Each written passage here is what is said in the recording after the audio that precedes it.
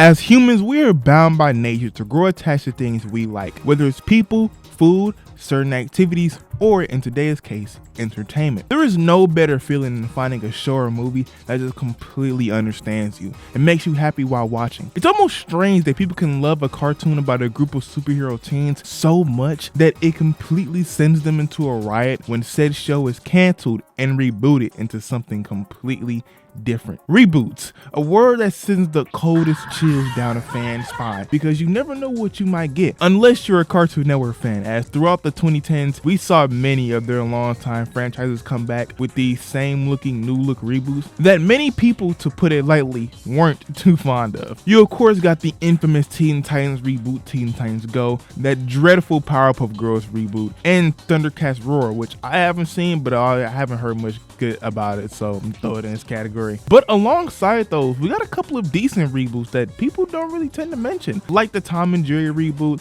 Justice League Action, which was super overlooked, and Be Cool Scooby-Doo, which yes, is actually a good show. I know people didn't like it back then because the art style was looking yada yada yada, but if you actually sit down and watch it, it's actually not that bad. However, out of all these reboots, there was one specifically that was set up from the start and was practically doomed from the jump when it came to being received by the public especially, and I'm of course referring to Ben 10 2016. Ben 10 is one of Cartoon Network's most lucrative shows, spanning over 4 main series, having 2 live-action movies, 2 TV movies, and its huge gallery of merchandise from video games and hundreds, and I mean hundreds, of toys. Saying all this, it's really no surprise that Ben 10 was thrown into the reboot chamber, as it's one of their most iconic franchises, so why wouldn't you reinvent it for a younger generation? However, with a series as large of a reach as Ben 10 has, the reboot of course garnered attention immediately from tons of viewers, similar to Teen Titans Go. And like Teen Titans Go, it would get off to a horrible start, both as a show and in the eyes of the public. Speaking of viewers, 93% of you who view my videos are not subscribed.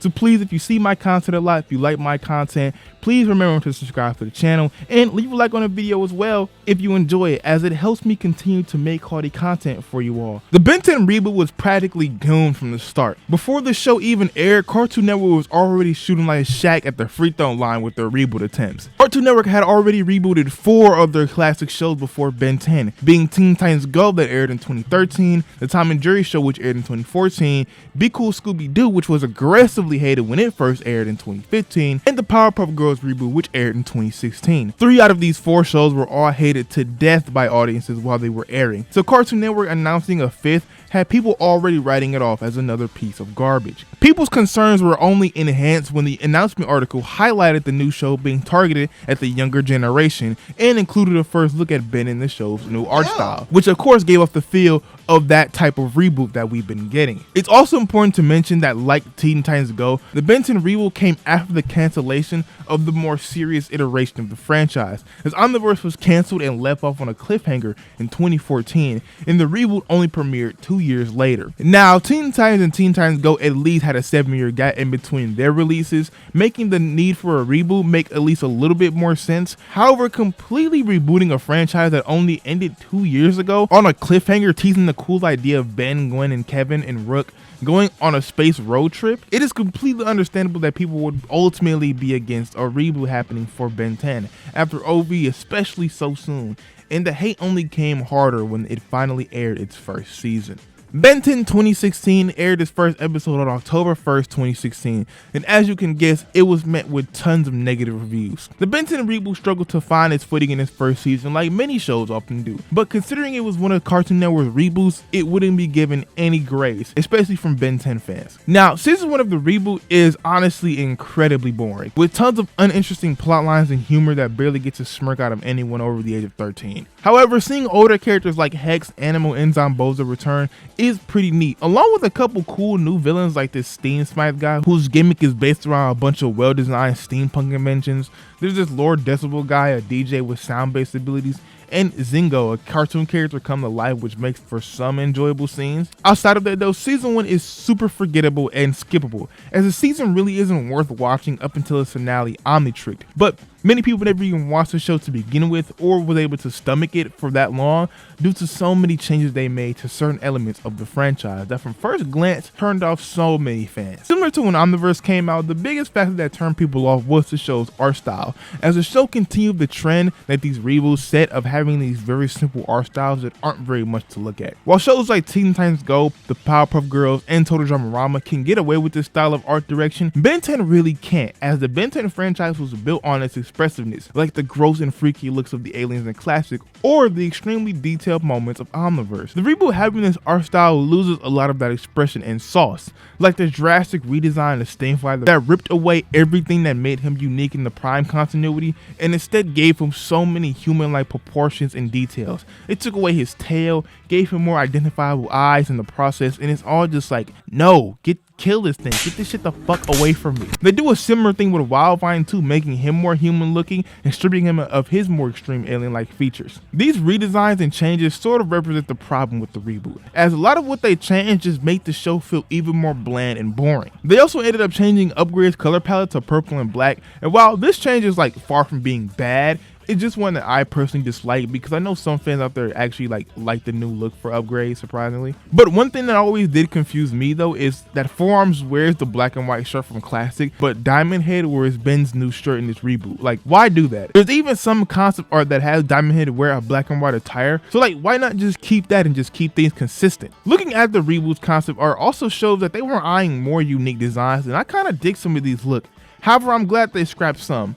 Like this one, like what the fuck is this? And why does he look like that? Another complaint the show faced was the new take on the characters. It's not shocking though that the characters in this new reboot aimed at children aren't the same deep and layered characters that we grew up with.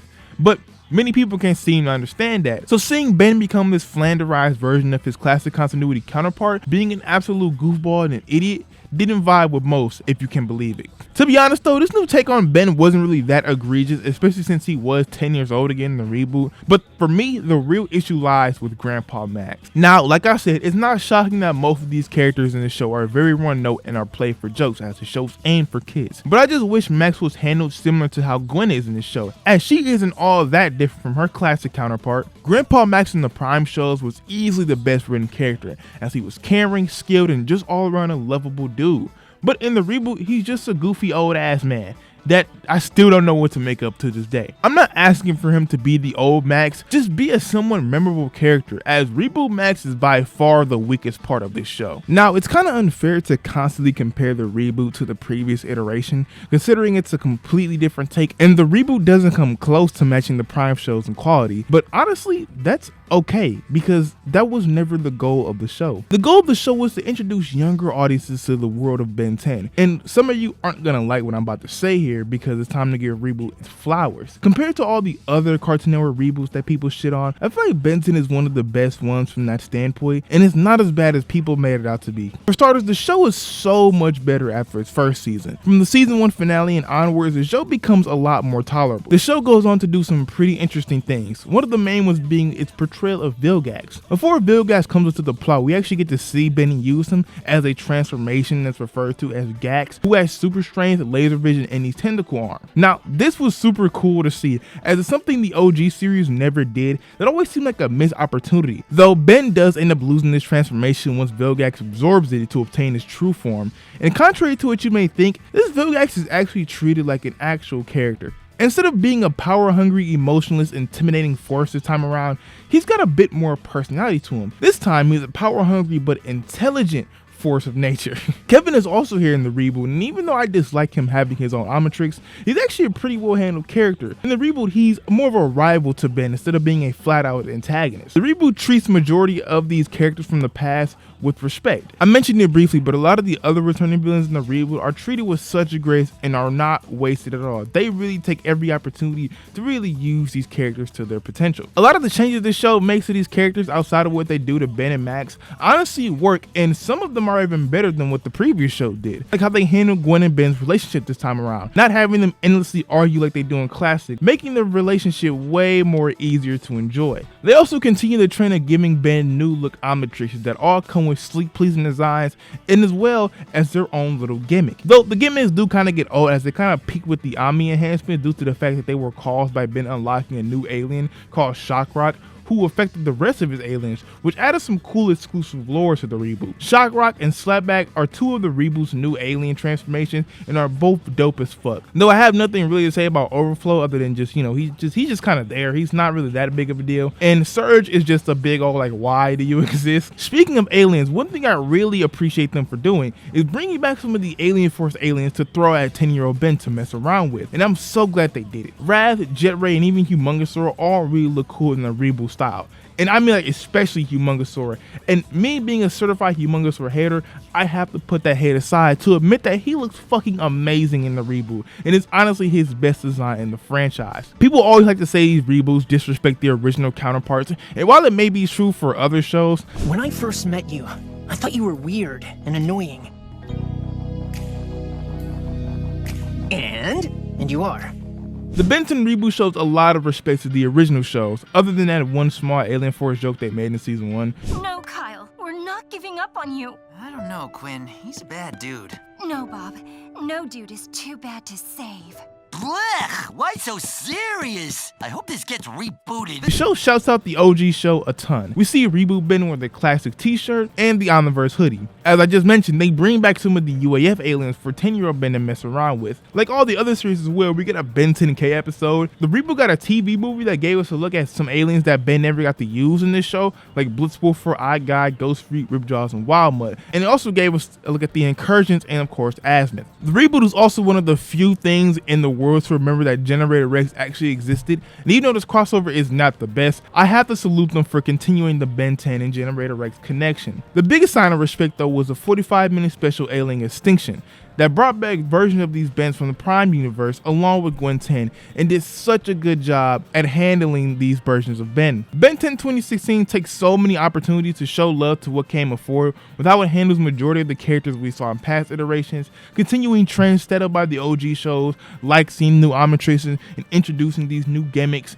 and the numerous appreciative nods to the Prime universe itself. Though unfortunately, it just all went underlooked because season 1 made such a bad impression. It's really disappointing knowing that the Ben 10 reboot was practically doomed from the start. The reputation of reboots had been tarnished even before it was announced, so hearing a beloved show like Ben 10 will be next up to suffer the reboot treatment obviously upsetted many.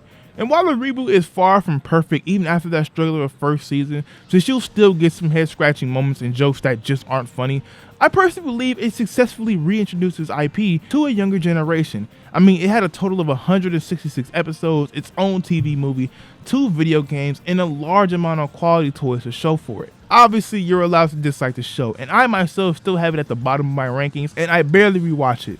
But if you look past the bad first season, the unappealing art style, and just the typical things these reboots are prone to do, you'll see that the Ben 10 reboot does some things with the franchise that honestly can get you interested, because like us fans, it has a lot of love for those older shows. Recently, I've seen people go back and really rewatch some of these reboots and say that they actually aren't that bad. Like I've seen people praise Teen Titans Go, saying it has some good moments and jokes, but no one has done the same for the Ben 10 one. With all that being said though, let me know down below how you feel about the Ben 10 reboot, even though I feel like I'm gonna know what the answers are gonna say. Do you like it? Do you hate it? Let me know your thoughts, let's talk about it. Also, if you enjoyed this video, please leave a like on it and consider subscribing to the channel, as I'm trying to reach 30,000 subscribers, and thanks to you all, we just hit 20K, so thank you all for all the support. If you want to support me even more, you can directly become a member of the channel for only $1 a month. It's not mandatory, completely optional.